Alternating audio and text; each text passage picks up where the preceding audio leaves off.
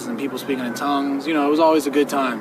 Demonic possession, no more demonic oppression. In Jesus' name, come on, church, come on. Let's bind together right now in Jesus' name. There'll be freedom and victory coming in his soul. At church, you know, we'd be there all day on a Sunday, but it was a good time.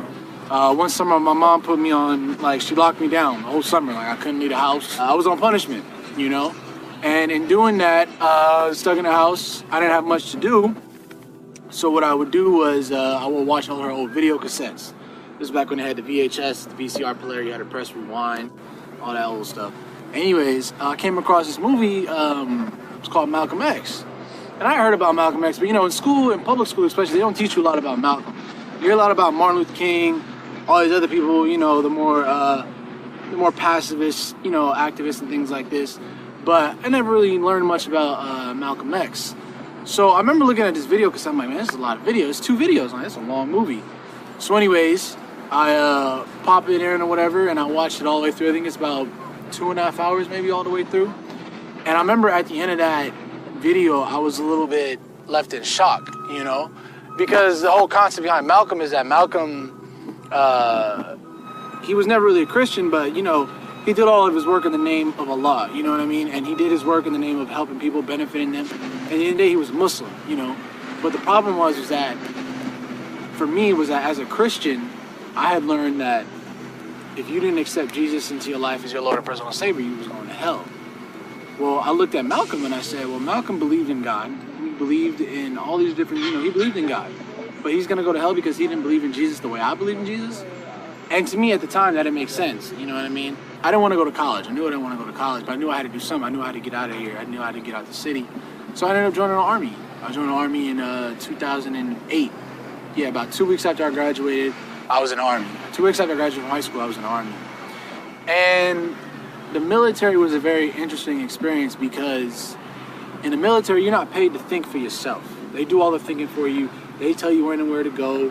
They tell you to do this, they tell you to do that. Everything is already planned out for you. One day I'm guarding this gate. You know, I'm armed up with my weapon guarding this gate. And this truck approaches. And the truck approaches and it gets closer to the gate.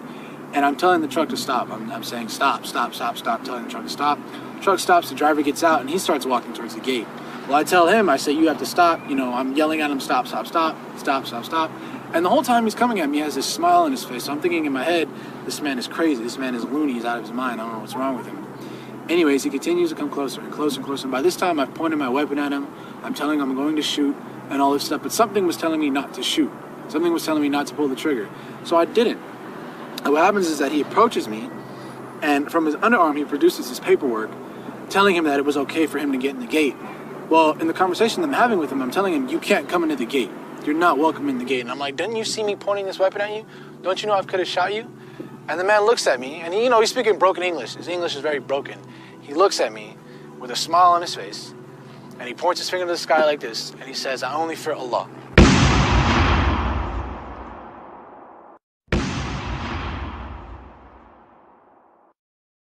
And in my head, I'm like, all right, dude, whatever. Like, you know what I mean? Like, you got problems, you know what I mean? You out here defying guns and stuff. No, you're tripping out, whatever, right?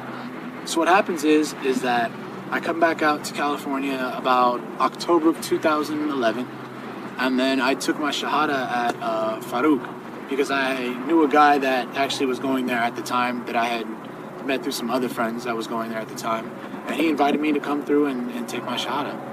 And, you know, one thing that I would say to everybody that's watching this, or, you know, to anybody that's interested in Islam, is do not hesitate to go out and do the research and visit a masjid. You know what? I'm not going to lie to you. Yes, it may be a little strange at first. Obviously, it's going to be strange. You're doing something new. You're looking into something that that might potentially change your life. And it's a bit overwhelming at first. And sometimes the thing is that sometimes when we discover the truth, we try to run away from it because we don't want to believe it. But the problem is that the truth, you can't run away from the truth forever. It's always going to be in the back of your mind. You know, and sometimes when people discover Islam, they look at it and they say, no, this can't be true. They think they know it's true, but they back away from it because they're scared of the truth, you know? And in that sense, you have to understand is that, yes, the truth is a little bit scary sometimes, but it's still the truth, you know? And in doing that, don't be afraid to go and visit a masjid. Don't be afraid to talk to the Muslims that are around you. Do not believe what the media is telling you. That's rule number one. Don't believe what the media is telling you. Don't let any